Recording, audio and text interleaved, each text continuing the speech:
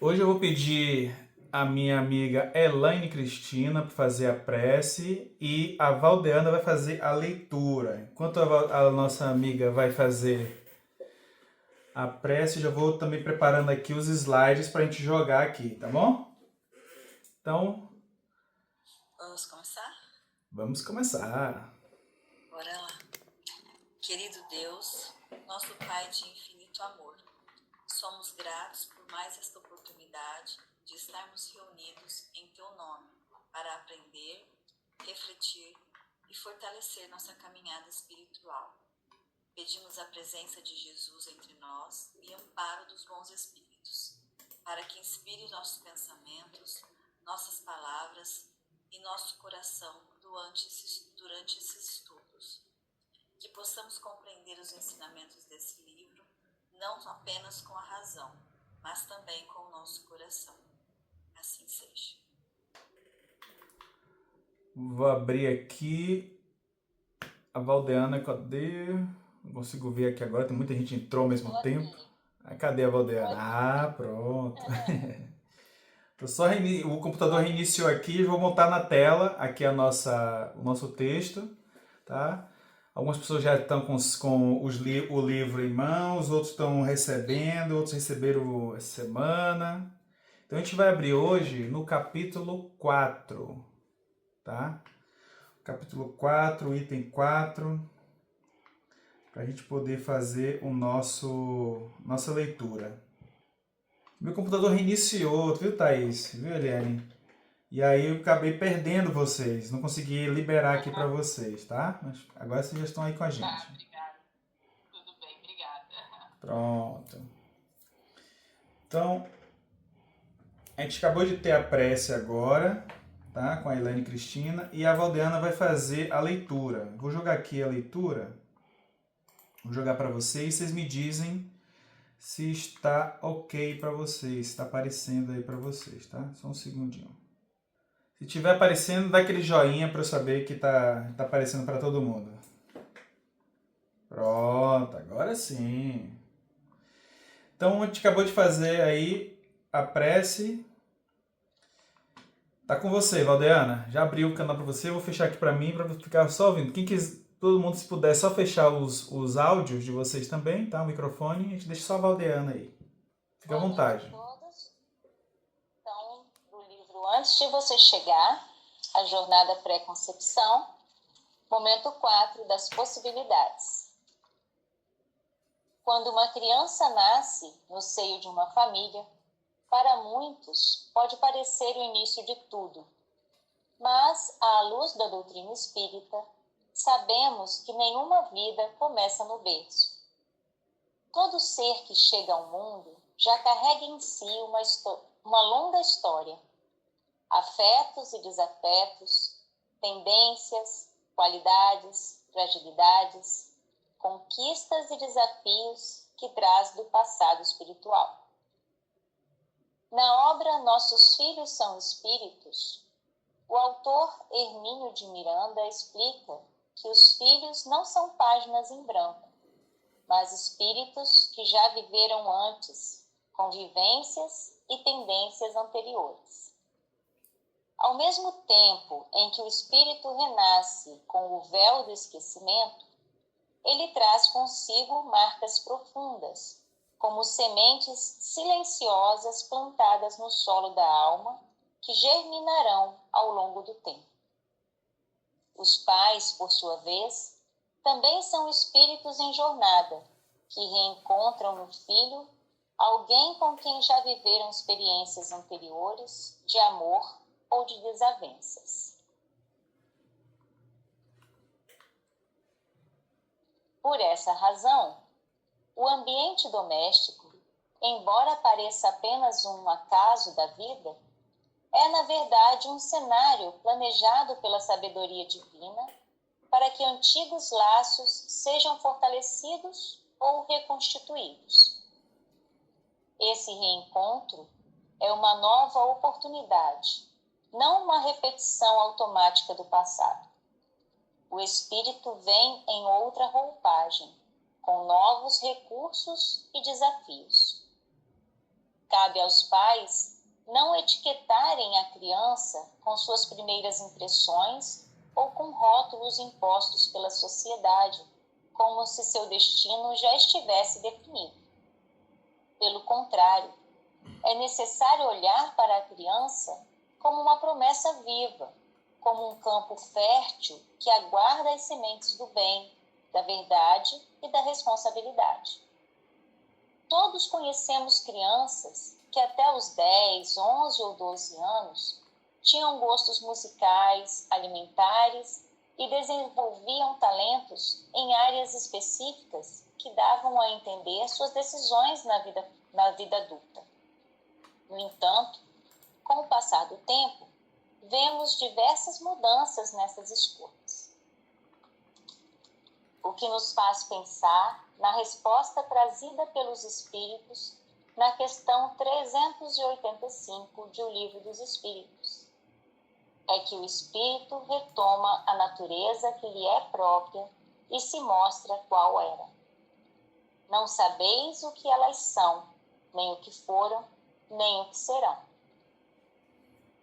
Por esta razão, o primeiro compromisso dos pais é perceber que a criança não é uma extensão de si mesmo, nem um projeto a ser moldado a seu gosto. Ele é um espírito livre, que traz um patrimônio próprio, mas que precisa do suporte moral, afetivo e espiritual para se desenvolver de forma equilibrada e autêntica. Não basta colocá-los na melhor escola, pois os conhecimentos gerais, técnicos ou universitários não vão prepará-los para a vida no mundo espiritual. Basta uma leitura elucidativa sobre o livro Nosso Lar e teremos lições valiosíssimas sobre esse contexto. O lar, mais do que um espaço físico, é um santuário de experiências. Através do exemplo diário, das conversas sinceras, da paciência nos erros e da alegria nas pequenas conquistas, os pais cumprem a verdadeira missão de educar, que vai muito além da instrução formal. Educar é ajudar o espírito a despertar o que tem de melhor, guiando-o para que supere com coragem as sombras que ainda traz em si. Este momento é, portanto, um convite aos pais para que conheçam, respeitem e se disponham a caminhar lado a lado com o espírito que chega, não como donos do seu destino, mas como companheiros de jornada atentos e amorosos. Muito bem. E aí, coisa facinho, né? Fácil, fácil. Adriana, vou só falar aqui o início essa mensagem que a gente não leu, né? Pois é, eu ia falar isso, que eu pulei essa mensagenzinha de cá do livro Espírito da Verdade, né? Aham. E eu pulei essa parte, eu fui direto das possibilidades. Queria pedir desculpa a todos aí, que essa parte também é muito interessante, né? Vai ler aí, Gala? Aham. Eu posso ler. Concepção, gravidez, parto e devoção afetiva representam estações difíceis e belas de um ministério sempre divino. Essa mensagem são de vários espíritos diversos, do livro Espírito da Verdade, da editora Febre. Eu recomendo que vocês possam conhecer ele. Eu não tenho ele, infelizmente, por isso que eu não trouxe aqui. Senão eu ia mostrar para vocês a capa. Mas aí, Valdeana, agora com você. O que é que você refletiu aí sobre essa leitura? Compartilhe. Pois é, eu vou compartilhar. Fazer não vou me estender muito, acredito eu, porque anotação eu não fiz nenhuma, né?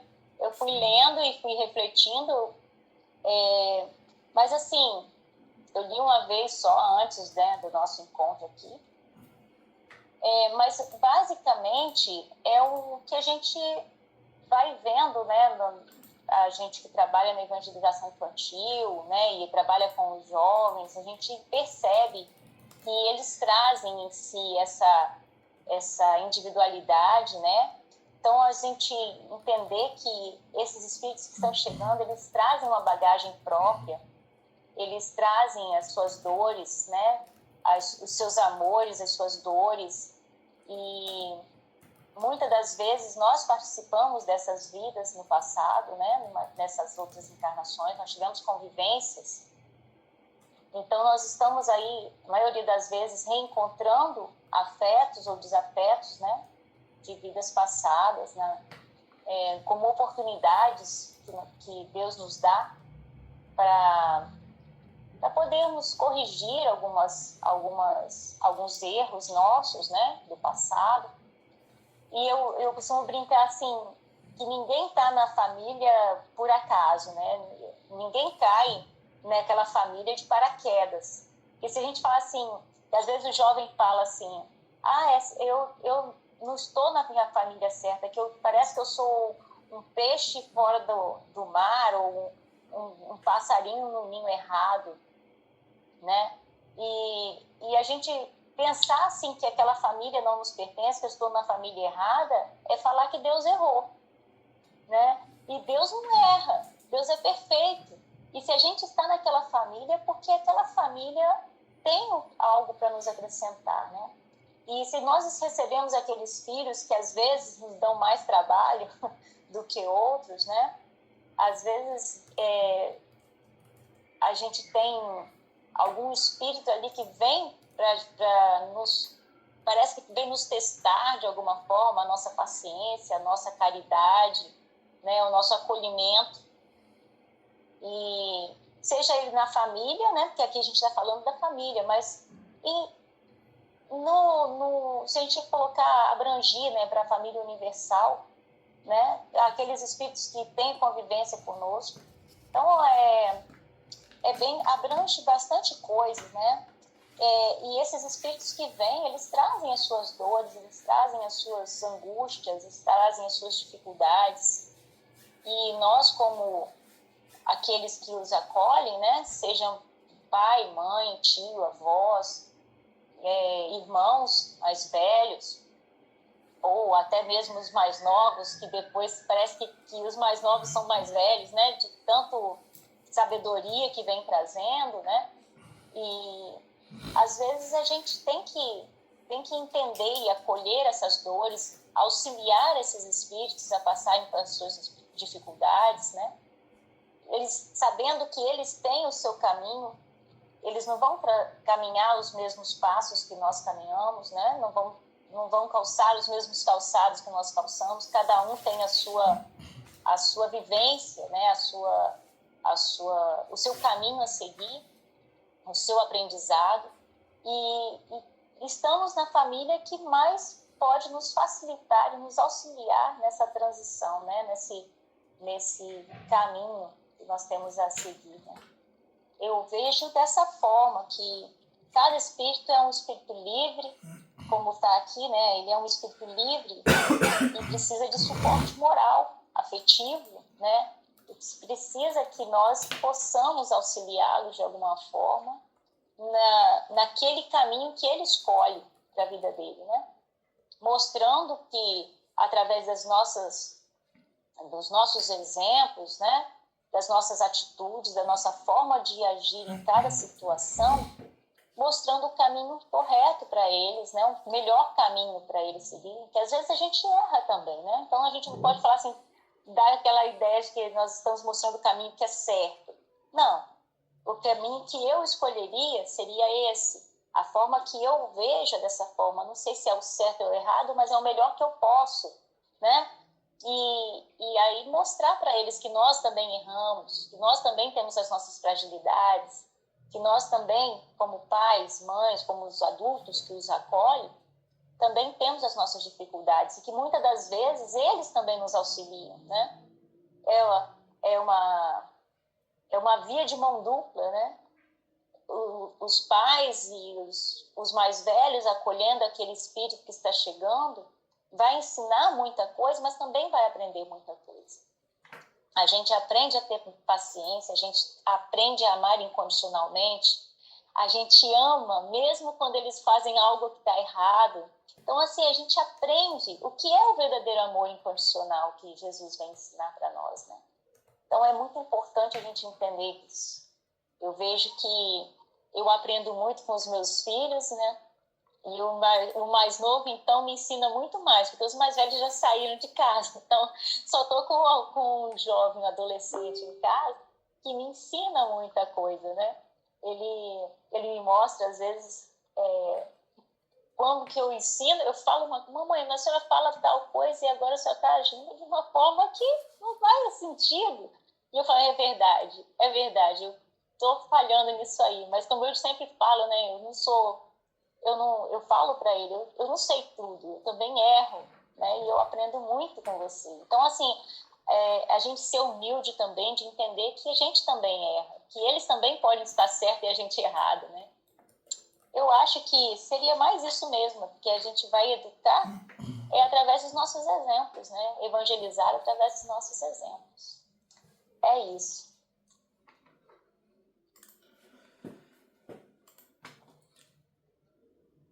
Perfeito. As observações, Valdiana, eu achei. Todo mundo tá concordando aí com você, mandando as salvas, as carinhas, as palmas. Faz todo sentido. Eu estava fazendo a palestra, né? E a palestra que eu estava fazendo agora há pouco, e é a palestra que está sendo mais pedida por causa do lançamento do livro, é sobre o tema do livro, antes de você chegar da jornada da pré-concepção até a vida adulta. Aí quando você falou do cair de paraquedas, na hora que eu fiz algumas perguntas lá na palestra, quando é que a gente começa a educação dos nossos filhos que estão chegando? Quando é que a gente começa? Aí umas pessoas falaram assim, eu acho que começa quando ele começa a falar. Outros, quando começa quando ele, na gestação, na barriga da mãe já começa. Eu falei, interessante. E aí todo mundo deu sugestão. Aí o outro pessoal, já começa quando a gente já se prepara para ter filho. E já começa o processo educacional ali do espírito. E aí chegou um momento mas como é que funciona isso, né? Como é que a gente se coloca ali na situação de fazer parte da família? Já que, então quer dizer que se a gente se prepara antes, então significa que o negócio não é bagunçado. O negócio não é feito de qualquer jeito. Então ele não pode ser cair de paraquedas. Aí uma levantou a mão e falou assim, eu acho, na minha família foi meio que às pressas, foi meio que de supetão, assim, porque ele fala que nasceu um, depois nasceu outro, não foi planejado. Então é natural que não seja planejado por nós fisicamente aqui, né? A gente se enamora, se encanta e tem um filho, daqui a pouco tem outro, e tem outro, e tem outro. E nossos pais, por exemplo, né? Eu tenho uma tia que ela teve, acho que pelo menos uns 10 filhos. Né? Pelo menos uns 10 filhos, primos, eu tenho de monte com essa minha tia. Aí uma outra, eu lembro que eu tive uns 6 filhos, tinha uns 6 primos com essa tia. Aí eu tenho outra tia que teve só 2. Aí teve outra que teve um pouco mais, uns 5, se não me engano também. Então, aí agora esses primos vão ter no máximo 2, 1, né? Porque a gente começa a diminuir, porque a gente começa a dar prioridade, atrasa um pouco mais. Mas fato é que a gente tem um plano, no plano espiritual, no âmbito espiritual, a gente se planeja e se organiza. Não é de qualquer jeito. Então, quando a gente vai na leitura, quando uma criança nasce no seio de uma família, para muitos pode parecer o início de tudo, mas na verdade a gente sabe que a vida começa antes, né? Antes do berço. Então, esse ser, todos nós que chegamos ao mundo, nós já carregamos, obviamente, uma bagagem histórica. Nós estamos nos trazendo aqui uma experiência. Nós já fizemos nossas quests, nossas aventuras em outros momentos. E estamos trazendo a bagagem dessas aventuras. A gente viveu na época dos reinados. A gente também viveu uma época que a gente era meio escravizado.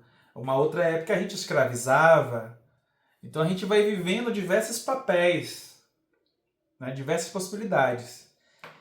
Vocês que estão querendo já fazer os seus comentários, já vão levantando a mão aí, tá? Que eu já vi aqui que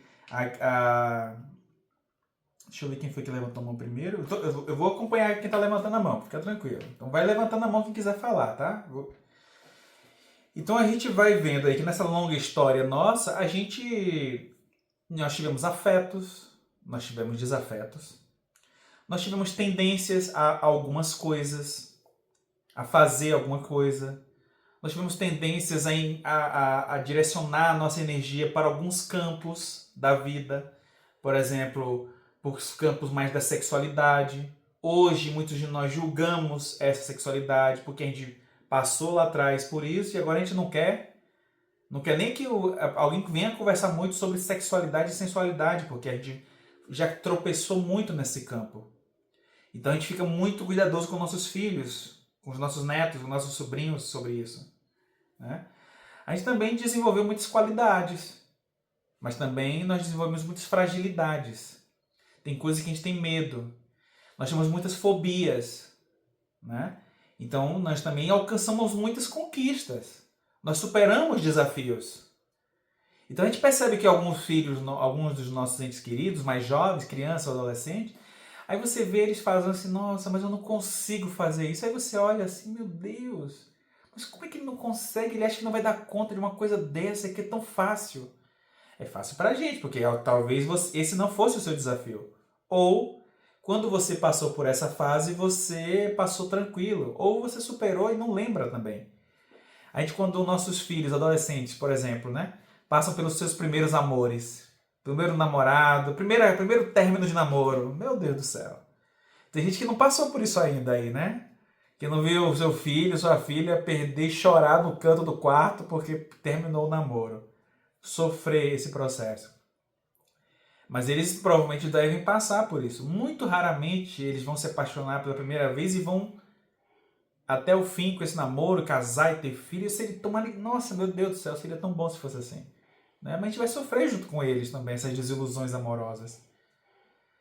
Então isso vem trazido do passado espiritual, né? Mas na obra lá, Nossos Filhos São Espíritos, ele vai lembrar a gente que os nossos filhos não são páginas em branco, eles já vêm escritos, gente. Nós todos viemos já com umas páginas bastante escritas. Sabe aqueles diários que a gente escrevia na década de 80, 90 e antes? Muita gente escrevia, né, os diários. A gente via os filmes falando das pessoas construindo os diários. Então muitos de nós somos dessas pessoas. Somos aqueles diários completamente preenchidos, escritos. Alguns diários nossos, nós somos alguns cadernos até com as folhinhas meio soltas, de tanto escrito que já foi, e a gente não escreveu, e aí o que é engraçado é que a gente não escreveu de lápis, a gente escreveu de caneta. Aí depois a gente tenta pegar aquela borracha de caneta, sabe? Aquela borracha que tem metade vermelha e metade azul, que a gente raspa e não apaga de jeito nenhum. Eu falei, meu Deus do céu, quem que inventou aquela caneta que só nos ilude, né? Aquela caneta só ilude a gente, porque a gente acha que vai funcionar, que vai apagar e não apaga. É muito raro uma borracha daquela funcionar. A gente comprava da mais baratinha e pior ainda, né? Aí que não apagava mesmo. Mas ao mesmo tempo em que o espírito renasce com esse véu de esquecimento, é importante a gente ter esse véu de esquecimento. Porque nós trazemos conosco marcas muito profundas. Então se a gente não traz esse véu do esquecimento, se eles não trazem esse véu do esquecimento, a gente vai ter conflito. A gente não ia se perdoar, a gente ia olhar para um para o outro e já achar ruim. Ah, você voltou, você veio para mim, é? Ah, você voltou agora. Aí você acha que eu vou fazer o que com você? Então, o Divaldo tem uma no filme, e ele já contava isso nas palestras dele, uma história com um espírito, que é um espírito que ele chama de máscara de ferro, porque esse espírito sempre apresentava para ele com uma máscara. E sempre vinha e brigava com ele, reclamava com ele, olhava torto para ele, olhava com raiva, que eles tiveram conflitos em encarnações anteriores. Só que chegou um momento que esse espírito percebeu que o Divaldo estava na mansão do caminho, construindo um orfanato e tudo mais, estava recebendo espíritos, né, lá. E ele começou a ficar desconfiado com o Divaldo. Esse rapaz aí tá querendo fazer o quê aí? Tá querendo mostrar que é bonzinho, é agora? Ninguém sabe o que ele fazia comigo. Aí uma vez, esse espírito ficou sabendo que a mãe dele ia reencarnar. Só que ela ia reencarnar numa situação muito difícil, muito pobre, e ela ia ser abandonada. Então ela ia ser levada até a mansão do caminho. E o Divaldo ia acolher ela. Aí ele chegou e quis lá negociar com o Divaldo. Falou, olha, você estou sabendo aí que você está aí se metendo com esse negócio de atender as crianças.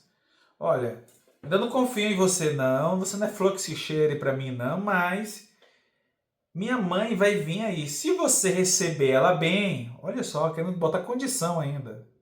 Se você receber ela bem, talvez, quem sabe, possa até... Então, quer dizer, a gente às vezes ia querer colocar condição, porque a gente sabe do passado e ia... Então, por isso que o véu do esquecimento é importante pra gente. Deus faz tudo de forma concatenada e pensada de uma forma que a gente nunca seria capaz de fazer. Mas como a gente começa a ouvir o Evangelho de Jesus, a mensagem dele, a gente começa a ver que tudo tem sentido. E aí, com o véu do esquecimento, a gente pode receber esses entes queridos. O Divaldo até brincou com o Máscara de Ferro, falou assim, se a mãe vai vir pra cá, tá bom, vou tratar ela com muito carinho, viu? E muito beliscões, eu vou dar uns beliscõezinhos nela, porque eu não posso dar em você. Então essa forma de a gente pensar um pouquinho sobre isso faz com que a gente perceba que dentro de todos nós tem essas sementes silenciosas plantadas, né, no solo das nossas almas. E que em algum momento elas vão florificar, elas vão frutificar, elas vão germinar ao longo dessa jornada nossa. E aí a gente vai começando a perceber. Algumas dessas germinações podem ser coisas muito boas que a gente aprove, que a gente goste, tem outras que a gente vai ter que podar um pouco, né? Igual as roseiras, que a gente precisa podar elas para poder elas brotarem novas rosas. Eu estou acostumando aqui, eu tenho uma roseira aqui, quando demoro muito ela nasce bonita, né? Fica bonitinha, uma rosinha rosa inclusive. Ela está quase do meu tamanho. Então ela fica rosando, fica bonitinha. Só que depois ela começa a perder a cor. Eu acho que as formiguinhas vão lá, acho que vão tentar sugar um pouquinho alguma coisa dela, não sei. Que elas começam a ficar mais branquinhas. Aí de vez em quando tem que ir cortar. Tem que podar para ela voltar a florescer. Porque se eu não podar, aí ela fica tudo, parece que tá tudo morta. Então a gente precisa ir podando. Eu estou aprendendo isso também, mexendo com as minhas rosinhas aqui. Os pais, por sua vez, também são espíritos de jornada, todos nós somos, que reencontramos nossos filhos, alguém que a gente já viveu experiências anteriores, seja elas de amor ou de desafeto. Então agora eu quero abrir para vocês, agora que a gente terminou essa página, e eu quero ouvir de vocês aí. Quem está a primeira que levantou a mão? Deixa eu ver aqui quem foi. Deixa eu ver se vai aparecer para mim aqui, né? As mãos que foram levantadas. Foi a Célia que levantou a mão, não foi? Foi a Célia? Levanta a mão de novo aí, Célia, se foi você. Não, é que tava fazendo o barulho do meu celular. Aí eu falei pra minha menina tirar o barulho do celular e acabei clicando errado. Mas vamos lá, tudo bem. Pronto, tá vendo? Então foi um convite divino, influenciado. Não me pede pra falar, hein, que eu falo. Na verdade, eu acho assim, eu não vejo muita dificuldade em nós espíritas que estamos aqui. Eu acho que todo mundo que vai numa casa espírita já tem um começo de um entendimento, até quanto à família. Então a gente sempre vê, mas eu acho muito bacana essa troca quando uma pessoa fala uma coisa e outra fala outra, porque às vezes ainda há uma dúvida que não despertou e de repente eu posso entender quando a outra pessoa fala, né? Então eu acho muito rico essa troca, né? Mas eu fico imaginando e pensando, porque realmente, imagina esse pessoal das guerras, quando vai embora, porque é como você falou, a carne fica, o espírito, né, provém do espírito, ele continua, né? Então imagina essas passagens, sabe? Que nem já foi dito da outra vez que tinha aquele pessoal que entrava nas casas na época de guerra e surrava a mãe, a criança via. Então as crianças vêm mesmo com as cicatrizes, né? E a doutrina, eu acho que espírita, eu acho que ela conforta, mas os pais precisam levar as crianças para que eles tenham esse entendimento, porque às vezes os pais não têm, eles não estão aqui como nós nesse grupo. E a dificuldade que eu sinto é de trazer essas pessoas que não têm o conhecimento para junto de nós que têm. Que até poderia falar alguma coisa, ajudar a criança na escola de pais, ajudar o pai. Então eu sinto muito essa resistência. Eu não entendo por que vem espírito que não quer me entender que ele é um espírito. porque não é o momento, né? Mas eu queria abrir a cabeça dele e falar, ó, alguém cuida do corpo, mas tem que cuidar do espírito também. Então, assim, eu acho isso. Eu acho que nós aqui, a gente até tem já um certo entendimento, né? Mas a pessoa que não tem entendimento nenhum é difícil. Mas a gente vê claramente situações com criança e que muda a trajetória depois que os pais levam eles a entender, né? Porque o evangelizador, ela falou que a evangelizadora, ele procura tirar, ouvindo a criança, tirar o que o espírito tem ali a dizer e tentar amenizar o sofrimento, né?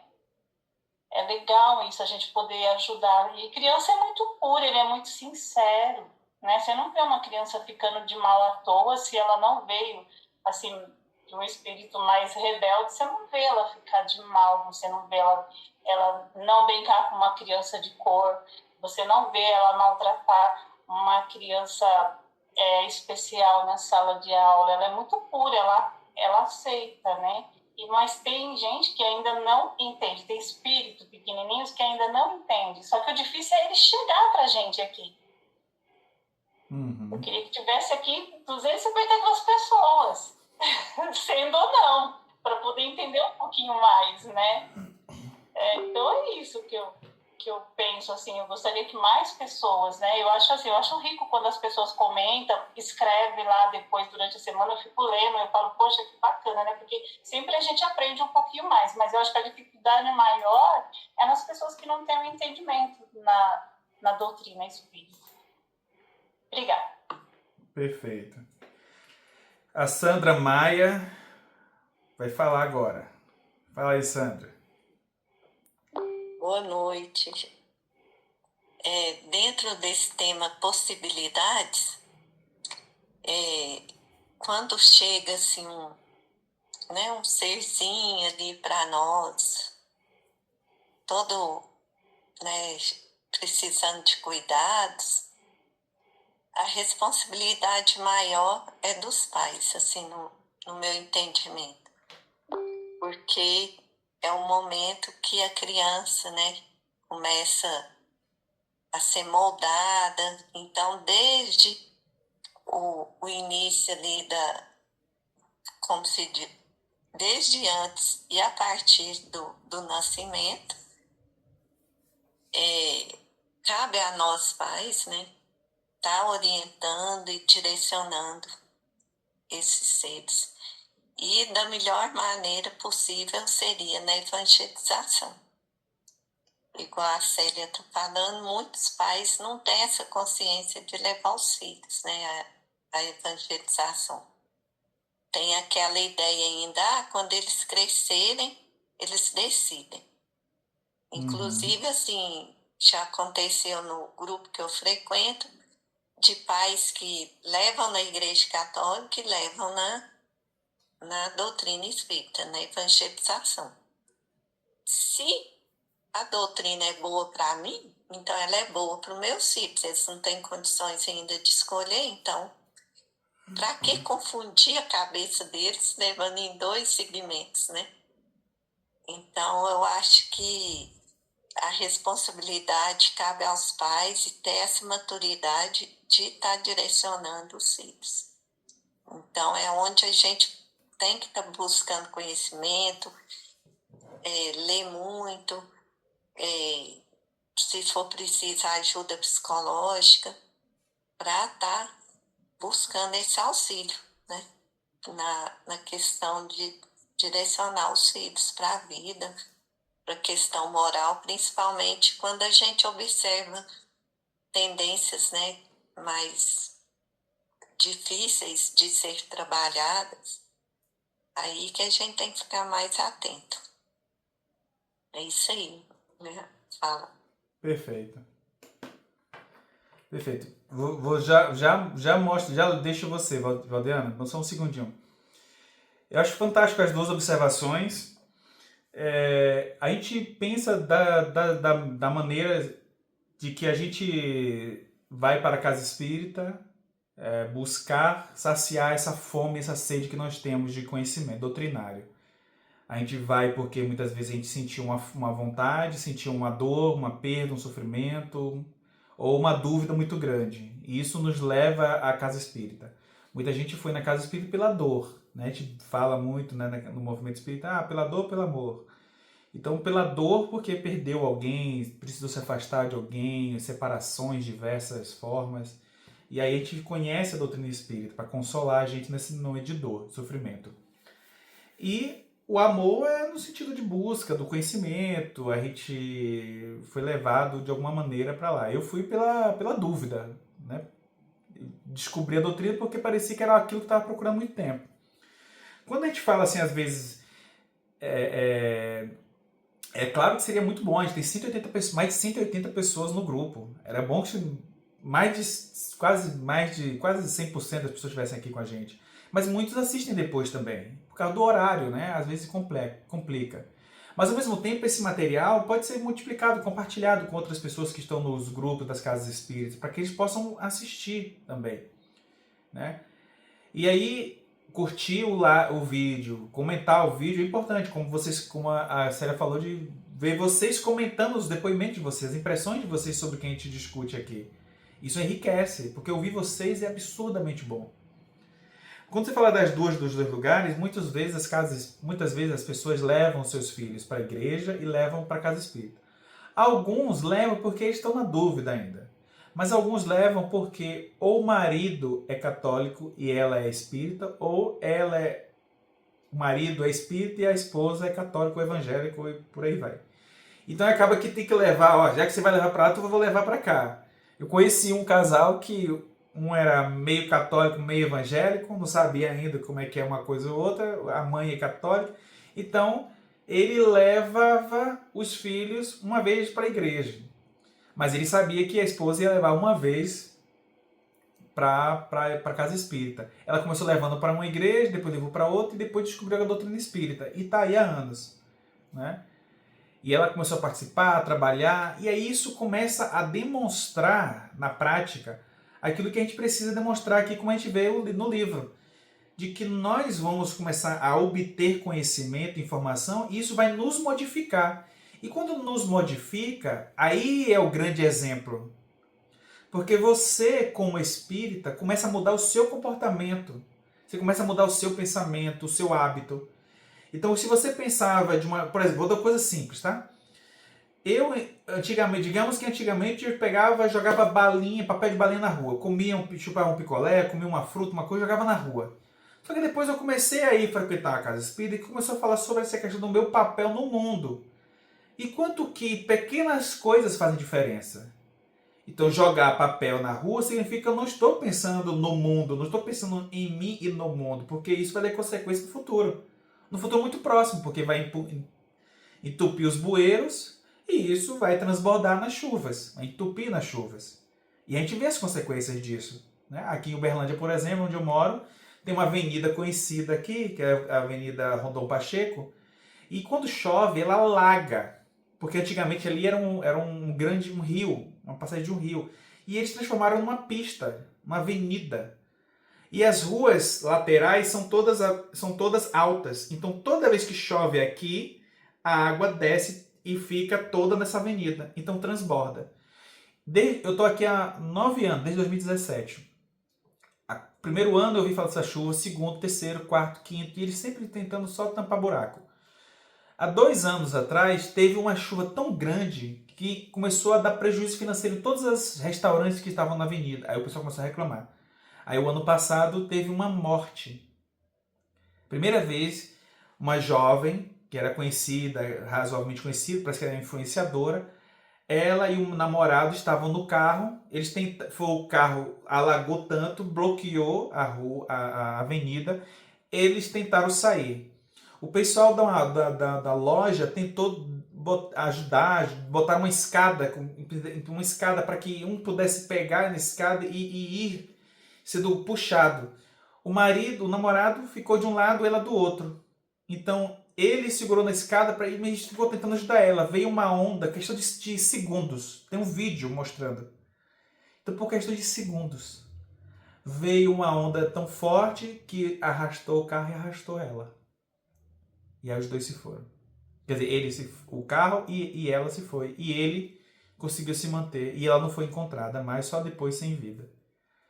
Então a gente começa a perceber que são essas questões de a gente refletir, pensar melhor sobre isso.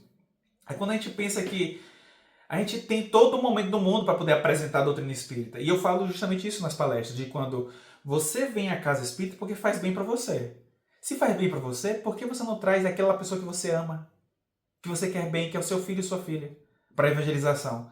Porque o material vai estar adequado à imagem, à idade e à maturidade espiritual deles.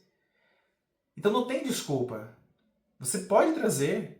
E aí, mas é porque meu filho depois quando crescer ele escolhe. Tá bom, então dê agora, mostre a ele Jesus agora, e depois ele escolhe. Porque se ele não quiser ser espírita, ele não vai ser espírita. Se ele quiser ser católico, ele vai ser católico. Se ele quiser ser evangélico, ele vai ser evangélico. Se ele não quiser ser seguir nenhuma religião e ficar livre para escolher ser ateu ou ficar um tempo afastado disso, ele vai ser. Você não vai fazer ele mudar, porque o espírito é o espírito. Por isso que a gente está estudando aqui a obra. Por isso que a gente está estudando justamente isso.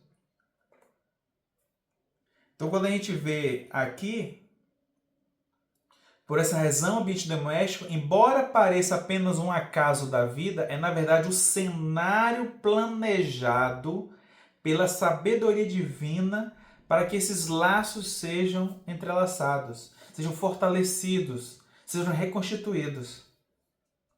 Então, de repente, agora é esse momento. Por isso que é importante que a gente convide pessoas para falar sobre esses temas. A gente convença os dirigentes da Casa Espírita a tocar em temas sobre a família, tocar em temas sobre evangelização nas palestras, nas doutrinárias. Porque senão a gente fica tocando sobre mediunidade, sobre isso, sobre aquilo, e a família não se sente acolhida na Casa Espírita. Valdeana, pode falar, Valdeana. Eu ia até deixar, porque eu achei que fosse tomar um pouco tempo, mas eu ia falar dessa parte, né, que a Sandra, né, que estava falando agora há pouco sobre levar as crianças em religiões diferentes, né? Eu, com os meus filhos, eu ensinei todos de uma forma, né? Mas a minha mais velha hoje é evangélica, a segunda não vai para nenhuma religião, mas ela, na adolescência, na juventude, ela falava que ela era Wicca. Wicca? Wicca. A bruxa, legal. Das bruxinhas da natureza. Que legal. O meu menino mais velho, ele acredita em Deus, acredita em Jesus, mas ele não acredita em religião nenhuma. Então, também não cobro. E o Fábio, que é o que fica comigo, que é espírita, e ele se apresenta na escola, ele não tem a questão de falar, eu não sou espírita, eu acredito, eu sou cristão. Não, ele fala, eu sou espírita, ele fala, né? Mas o que eu ia comentar aqui era essa questão sobre o espírito trazer, né, com ele essas marcas profundas, né, que a gente estava falando aqui, como sementes silenciosas plantadas no solo da alma, que germinarão ao longo do tempo. Quando a gente coloca nossas crianças na evangelização infantil, quanto menor, quanto às vezes no ventre ainda, né, e quando a gente traz esse espírito para ser evangelizado desde bebezinho, desde a barriga, e a gente vai mostrando a eles ali a base, né, doutrinária, a gente aproveita esse véu do esquecimento que esse espírito, ao reencarnar, ele traz. Então, ele passa a ser ali como entre aspas, né, uma folha em branco, porque você começa a colocar ali todo o ensinamento, toda a base espiritual positiva que você conhece, né, trazendo o Evangelho de Jesus e botando aquela base. Enquanto ele está na infância, ele consegue absorver, porque essas marcas, essa semente que está plantada no solo, vai germinar e germina normalmente na adolescência. E é nessa fase que a gente fala assim, é o aborrecente. Não é aborrecente, é o espírito que está trazendo aquela luta entre O homem novo que está sendo formado agora, com o seu conhecimento, com o conhecimento que ele está recebendo hoje dos pais, com o homem velho que ele traz na alma, essa sementinha, que começa a entrar em conflito, né? Aquilo que ele aprendeu na infância, aquela base, aquela moralidade, aquele ensinamento, aquele amor, com aquilo que ele já traz na bagagem, então ele começa a ter um conflito muito grande.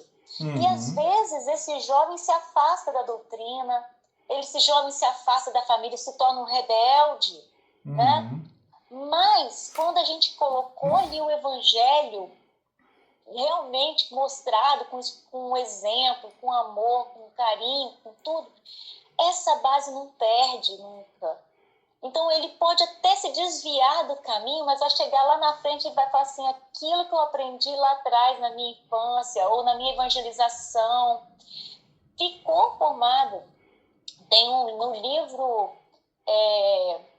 Juventude Interrompida, tem um fato de uma jovem que ela comete o suicídio e quando ela chega lá no mundo espiritual, né, que ela está lá, ela começa a lembrar, ela está no umbral, né, no sofrimento, e ela começa a lembrar de uma música que ela aprendeu na evangelização.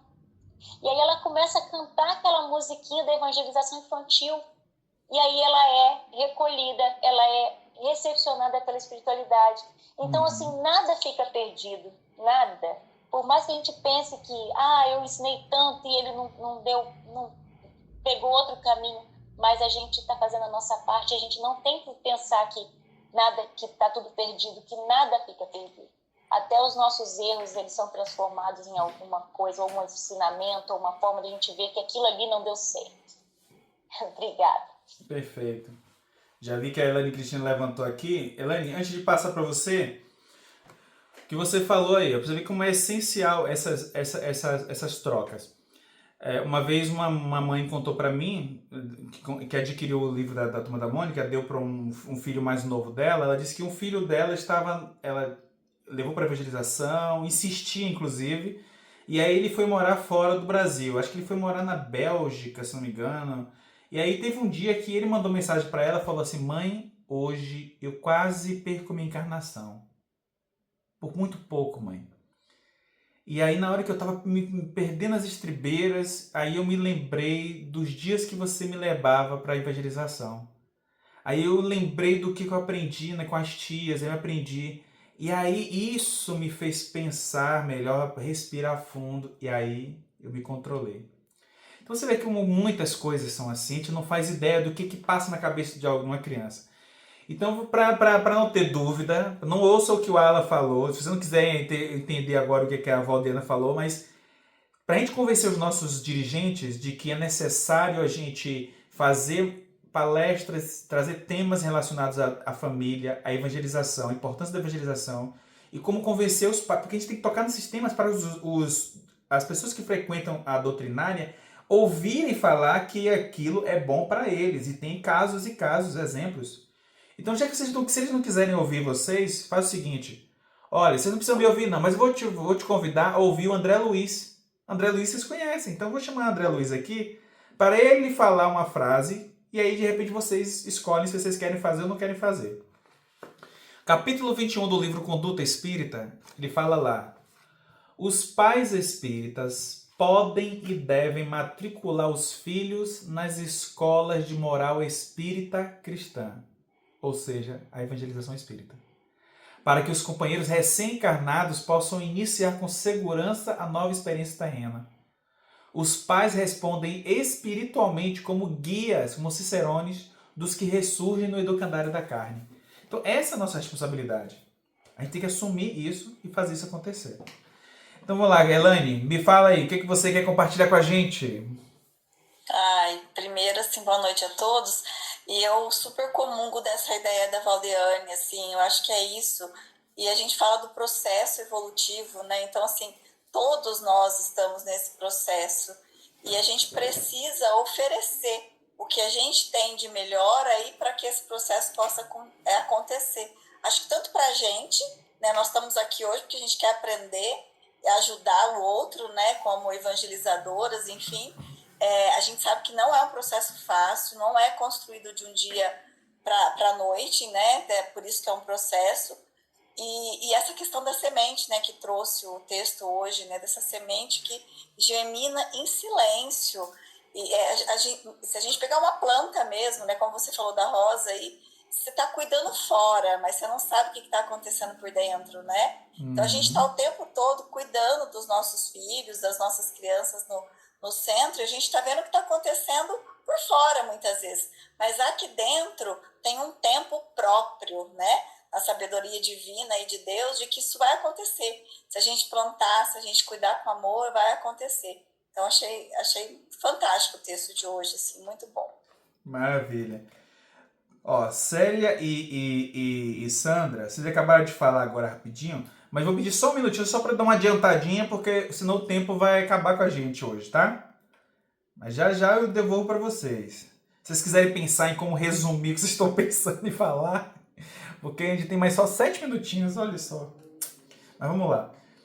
Então, obviamente, cabe a nós pais e cabe a nós adultos em geral não etiquetarmos as crianças como por causa das primeiras impressões que a gente tem delas.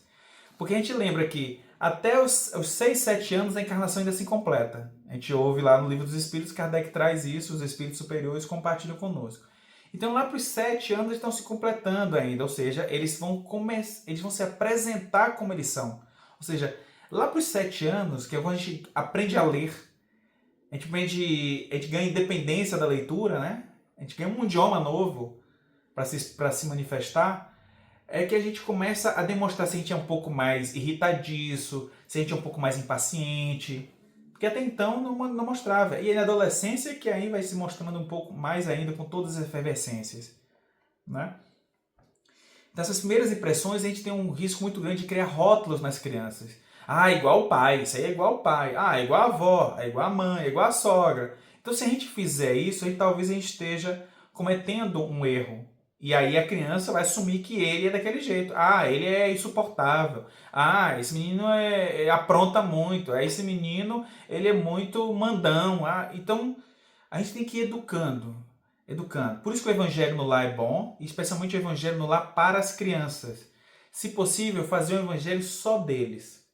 Porque aí a gente lê um livro específico para eles, um livro infantil, a gente conta uma história e pede para ele refletir colocando-se no lugar dos personagens.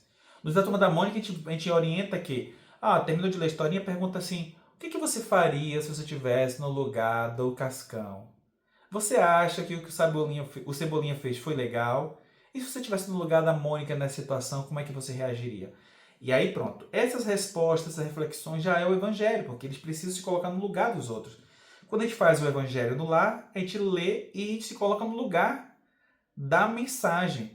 Se a gente lê o evangelho e ficar lembrando, meu pai tinha que estar aqui lendo isso. Não, isso aqui é para minha esposa aqui, ela devia estar aqui, não leu. Meu marido, cadê o marido? Ele fica lá brincando, jogando bola com os amigos, mas em vez de estar aqui, podia fazer evangelho comigo e aprender um pouquinho. Eles não estão, tudo bem.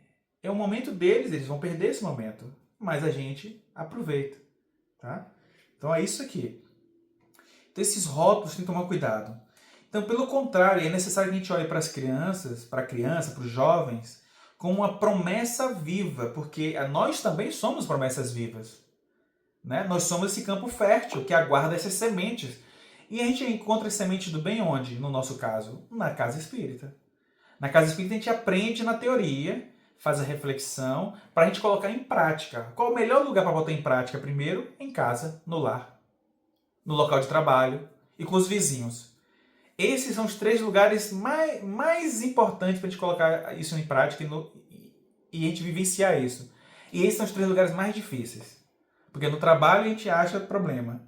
Na vizinhança também e em casa então nem se fala. Né? Com a família. Talvez não na nossa casa exatamente, mas na família. Então isso é o complexo.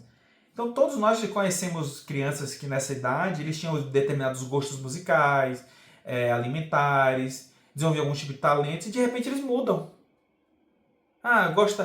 Pessoa que não gostava de comer, que adorava comer verdura, meu filho, por exemplo, até os 12 anos.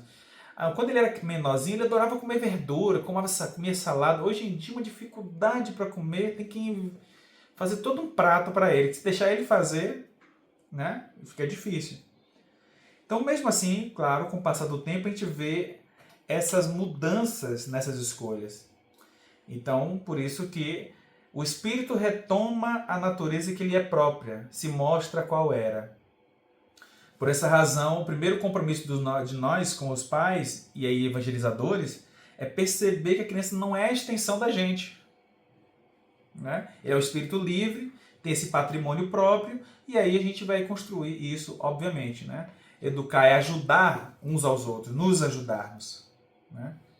Não sei se vai dar tempo aqui, 57 minutos. Eu tentei abrir pelo celular, porque me disseram que se abrisse pelo celular ele gravava e não fechava em 1 hora. Então, Sandra e Célia vai ter mais ou menos 1 minuto para falar resumido. Quem abriu primeiro? Foi a Sandra ou foi a Célia? Eu ia falar bem rapidinho. Você deu exemplo agora o que a Mônica fazia, o que Cebolinha fazia. Eu tenho uma, por exemplo, eu estou na evangelização e me chega uma criança evangélica, uma da Umbanda, o que Jesus faria se ele estivesse no meu lugar? Pronto. Exato. Se a criança fosse evangélica, se a criança for católica, se a criança... Porque às vezes, como espírito, essa aula é a única vez, pode ser uma única vez que vai mudar a forma de pensamento dela. A tia não é evangélica, mas ela me explicou que eu tenho um espírito e que eu preciso cuidar dele. Que eu sou espírito, né? Jesus fazia isso. Ele não perguntava, você é católico ou crente. Então eu, como espírita, sei que o evangélico tem um espírito, sei que o católico tem um espírito. E às vezes a única oportunidade que a gente vai ter de mexer ali com o sentimento da criança é pensar mais ou menos dessa forma. E se eu fosse Jesus, se Jesus fosse eu, como que ele ia fazer com essa criança? Né? É bem legal. Eu entrei aqui... Deixa alguém... Eu entrei aqui sem imaginar o que o Alan era. Eu não sei se ele é da minha casa espírita, eu não sei se ele é de outra casa, eu não sei de onde ele era, mas eu entrei assim, são espíritos e eu quero compreender. E eu não preciso só evangelizar na casa. Eu posso juntar um grupinho aqui em cima, que eu tô achando o livro dele muito bom, e começar a ler o espírito dele, ali na rua, entendeu? Porque o livro dele fala sobre a espiritualidade, né? Eu acho legal. Chega, já passei de 1 minuto. Perfeito. Eu tô vendo aqui que parece que não vai me fechar não, porque já deveria ter aparecido que faltava 15 minutos. Então vamos seguindo aqui. Pode ir agora.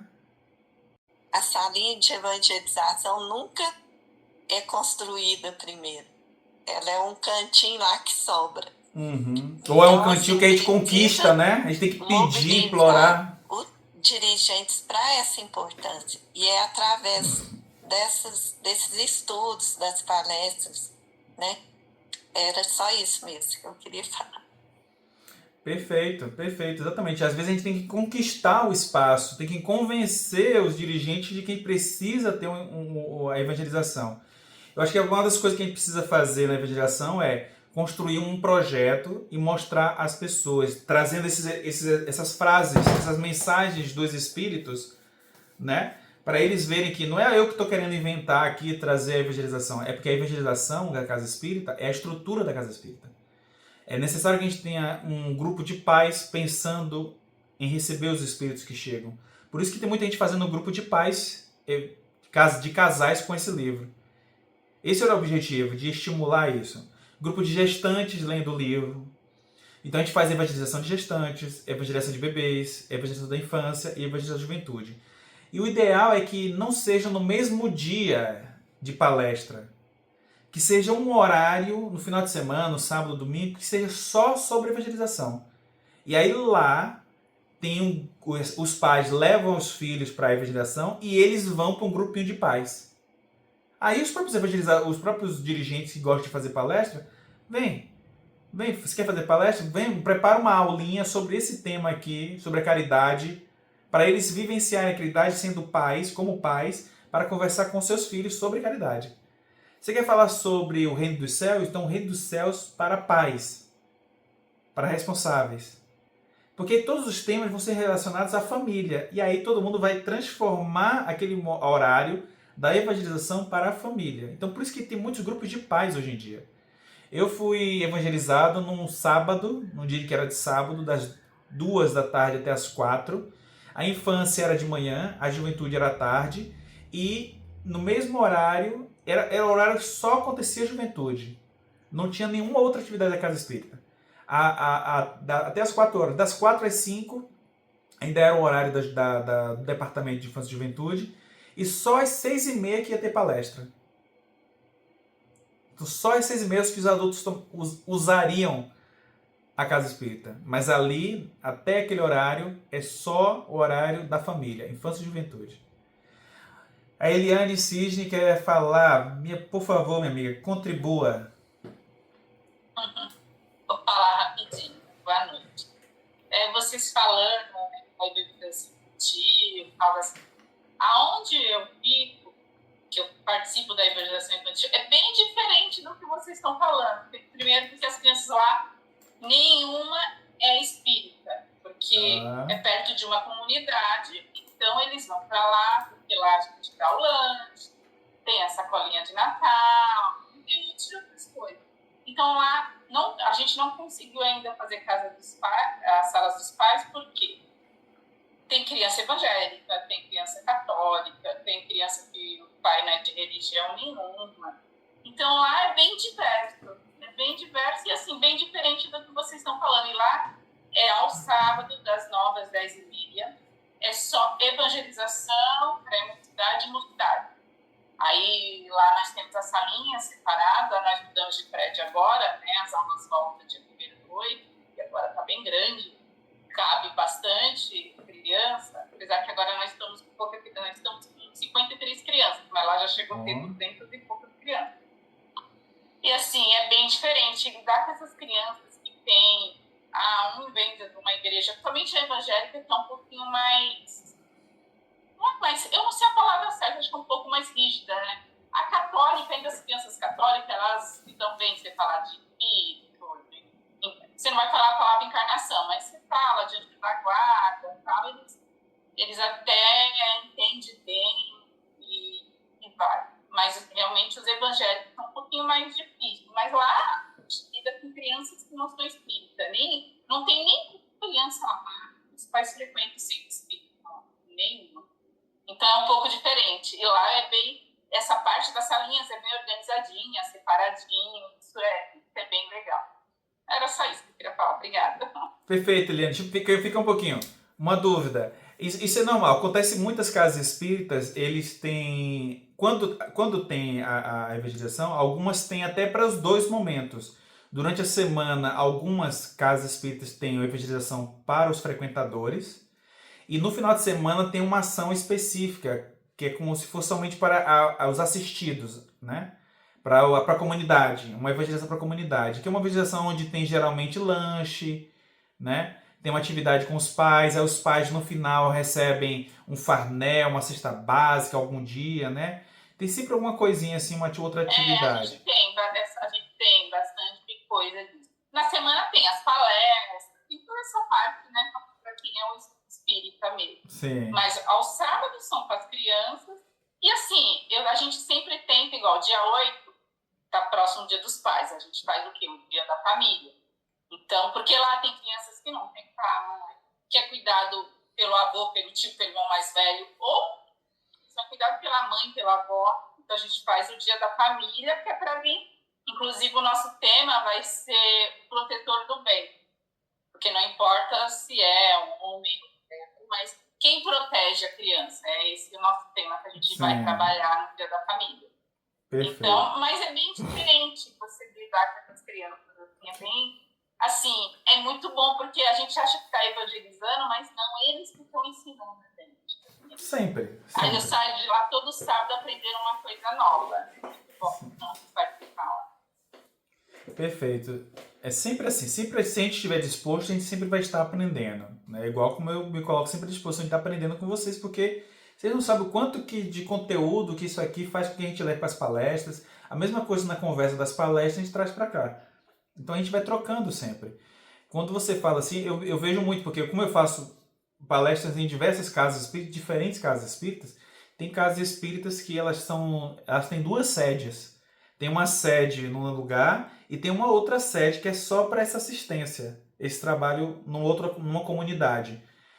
Eu conheço, por exemplo, aqui uma casa espírita acho que é a casa espírita que eu frequento, que eu fiz palestra hoje. Ela tem uma outra comunidade, ela tem uma outra casa espírita, um outro local, onde lá é só para a comunidade. E aí, quando eu fui fazer uma atividade lá nessa comunidade, a conversa é outra. Né? Você não vai falar as mesmas coisas que você fala para o público frequentador da casa espírita. Você vai fazer um outro tipo de fala, um outro tipo de comentário. Então a gente vai perceber que nós, enquanto espíritos, esses seres que vêm fazer parte da nossa vida, antes da gente chegar, a gente vai fazer justamente esses ajustes.